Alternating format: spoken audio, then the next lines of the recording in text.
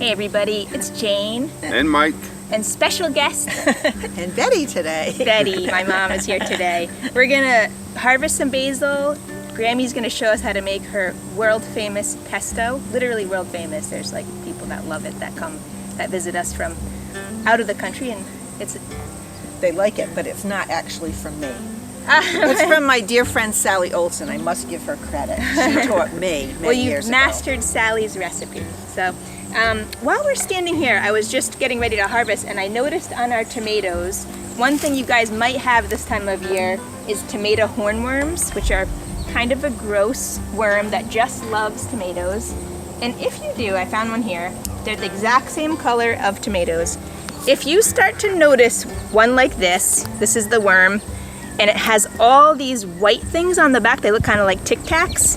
Those are wasp eggs, a really cool wasp that comes in, lays eggs on top of the caterpillar, and then when the eggs hatch, it actually kills the tomato hornworm. So if you see this is nature forming balance right in your garden. It's why we encourage life of all forms in here, from the soil life to the insects and beyond. And if you are starting to notice some damage, like this is actually a tomato hornworm has eaten the tips of this off. I look around, it's hard to spot them. I look for their frass, which is another fancy word for poop.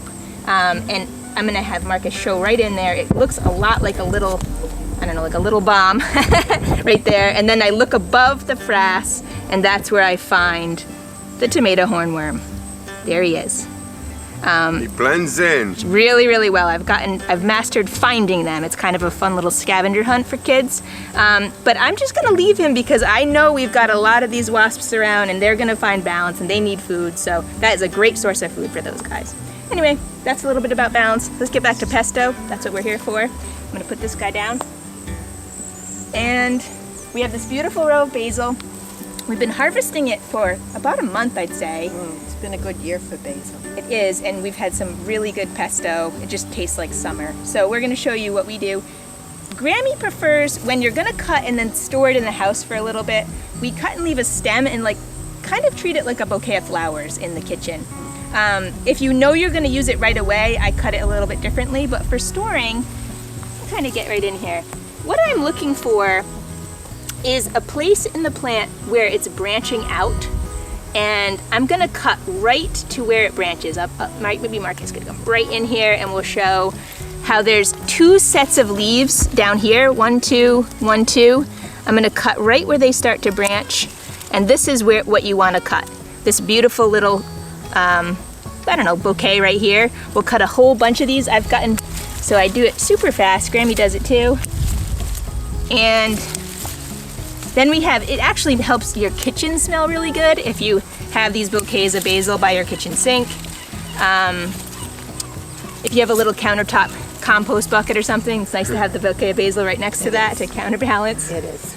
We're just gonna cut some because we've already cut some inside. Do you recommend they take the flowers off? I usually cut those branches to make pesto out of because I know they're starting to go to seed. Yes, so this right here is the basil has started to go to seed or flowering, and it does kind of change the flavor profile once this has happened. So if you can get in here before this happens and actually just snip those right off. Whoops, I snipped this one right off.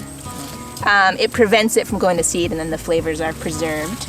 I still like the flavor when it does that, but some people have a fine palate and don't like that. So you can just see in this one little bed of basil, we have so much to cut from. To feed the world. Yeah, and Grammy's literally making gallons of pesto, and that we get to freeze and have all winter long. Such a treat. All the grandkids like pesto pasta on Grammy Day. All right, let's go inside and show them how it's done. So here we are in Jane's kitchen, which was formerly my kitchen. And where I grew up. Yeah, but it's nice to have passed it down to her to get. It's a good kitchen to cook in. And pesto, I don't think I made it with you guys when you were little though. I remember I had it. When they were real little, you had a pesto business. Okay. Well, I never had pesto growing up, and I did learn it from my friend Sally Olson, who grew a lot of pesto and had a pesto business for a while. And then she inspired me, so when I was teaching, it was such an easy thing to make when I was teaching 6th grade business math, we started a little pesto business, Pesto, and we've been making it ever since. And it's great because it only needs, there's 4 basic ingredients. You need your beautiful basil, cheese, Parmesan. usually Parmesan, but I've used Romano and other kinds, olive oil, and traditionally pine nuts, pignoli, but they're so expensive, so we do it with walnuts, which are good. But if you want to do it with pignoli, there's a great place to get them at the Providence, Virginia, and Spanish Peanut Company. It's true. You can get them in bulk, and they're wonderful. So with those 4 ingredients, you can make this wonderful pesto that you can use throughout the winter because it freezes well. And I found out that pesto actually comes from the word pesta, which was the pesto, because a long time ago the way they made it was in a mortar and pestle and crushing it, and it must have taken them forever to do it. But we're very fortunate with our modern conveniences. This is an old Cuisinart food processor that was given to me by a friend a long time ago, still working well, and makes it so easy too. A little bit loud for this one, but A little bit loud. So I don't have a good measuring thing for this. I just fill my container. And there are lots of varieties you can try when you get, this is the basic one, as I said, but different kind of nuts, different kind of cheeses, different kinds of greens. some people use mint. Some people have put mint in it, parsley, and this year for the first time I started putting the garlic scapes in it, and that made a wonderful pesto also. But today we're just going to do our garlic. That was our 4th ingredient, right? Garlic scape pesto was extremely tasty. It was very good. one of my favorites. Yeah. My job is to eat it. Yeah. So basically I just filled up the container. So you saw what I was doing. I'm just trimming the leaves off the stems. Yeah. That's it. And do you wash them? I find if you wash them, they kind of don't last as long. They don't last as long. So if I wash it, I wash it before. And then dry.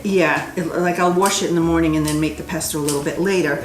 But sometimes I'm just lazy, and I just look to make sure there's no little critters on them. But It's clean I know up it's there. all clean stuff, and particularly if I'm thicken. freezing it. So if you want to, Yes. This is check. our own garlic, and the thing about our own garlic is it's so huge. When it says 1 clove in your recipe, Yeah, you kind of just have to use your judgment because these are very large. yeah. Go in. Depends on how much garlic you like. We do like it. So you're filling the basket. This is what I'm considering the basket with basil leaves. And then it's basically a cup and a cup. A cup of this kind of Nuts. cup of walnuts. And sometimes I add some extra. And a cup of cheese. And it called for originally a cup of olive oil, but I find that it takes more olive oil. So what I've been doing lately is just running the thing and pouring the olive oil through it until I see a consistency I like. Do you have a spatula here? And then I put a little bit of salt, a little bit of pepper too. But you can flavor it at the end, do the finger test and Oh, see. perfect. It's for the cat.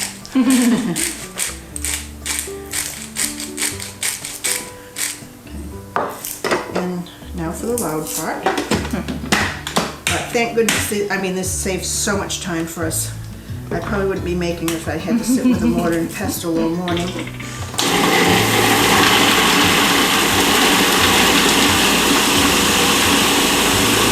Let's give it a try. Yep, you see how it looks pretty good. Did you put the garlic? Pretty runny. I didn't put the garlic in.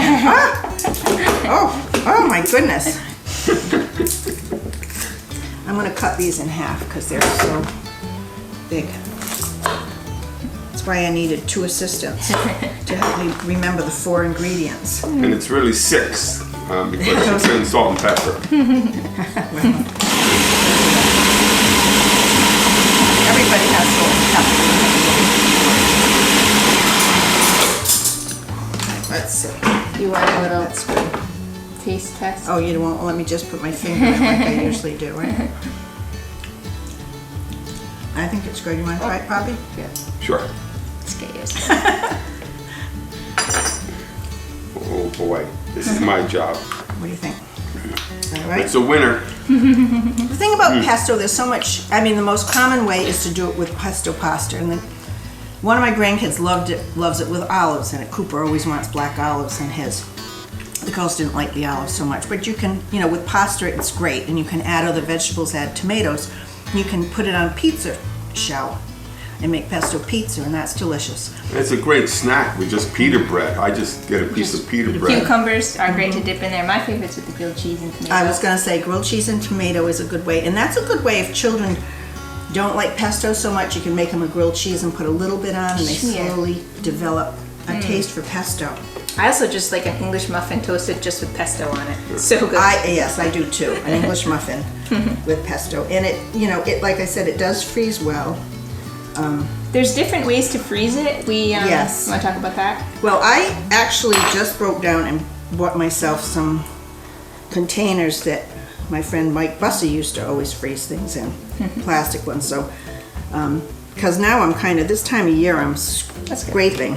Yeah. Scraping for what to put them in. My sister actually takes it and doesn't put as much oil, and takes a little melon scoop and puts balls on a cookie sheet and freezes the cookie sheet, and then puts all those little balls in a bag. And That's some nice, people too. do it in ice cube trays too, and that will do it. Sometimes I will pour a little oil on it, and that will just help it keep its, Like almost seal it, and yeah. and voila, you have. And this would cost, like, if you were to buy this at the grocery store, man, they're like $5 for those little things. This would be like $20 or something. But And we're gonna get two super of them easy. out of that. Yeah. So make it at home. Yeah, just get yourself an old used Cuisinart. Cuisinart. This only has 2 speeds, on and off. That's all you need. Food processor, I Food guess, is processor, the- yeah. This has been a good. You can finally probably find one in a used restore or something. A used one, but. Pesto. And then you enjoy it all year. Taste of summer in the winter. Did it. Thanks, Grammy. It is delicious. Thank you. And thank you, Sally. Yeah.